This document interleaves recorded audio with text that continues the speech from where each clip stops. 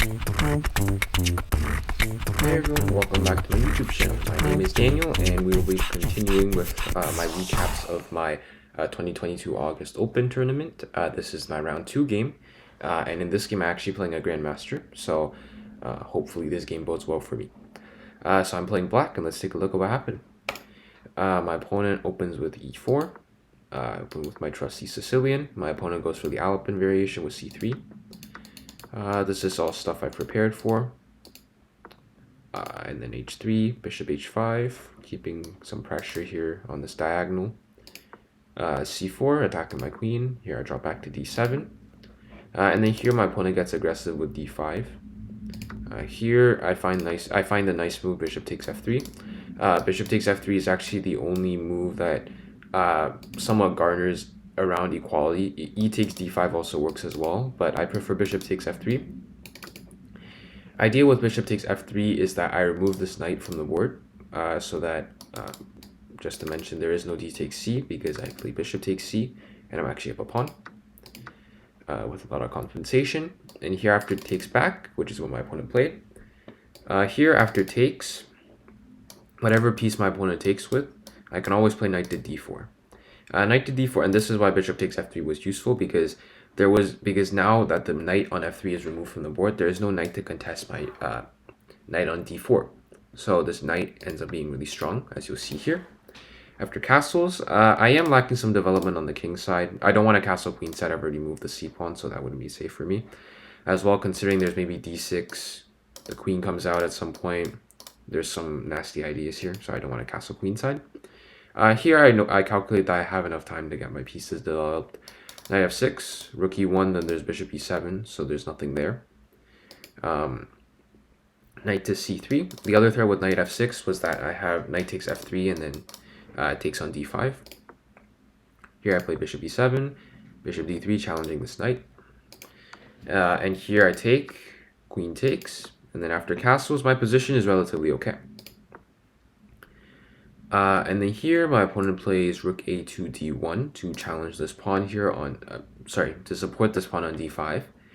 And then here I play the move bishop to d6, blockading this pawn. There is no knight b5, by the way, my queen controls the square. Bishop g5, trying to win a pawn and also get my pawn structure really ruined here. Here I find the nice move bishop to e5. The other moves that I had in mind don't really work too well. Knight e8 is the top engine. Knight e8 suggestion that comes to mind. It's also one of the suggested moves by the computer, but that felt a little bit too passive for me. I didn't really like it. So, and also this knight didn't really seem to have a good future. So I decided to play bishop to e5. Also with bishop to e5, I'm eyeing up this nice d4 square. d6, my bishop is moved out of the way, so you can push. I can't take on d6, by the way, with the bishop. There's like queen d3 ideas, knight b5, knight here, after takes, so I'm probably going to lose a piece then. So h6, taking the bishop away.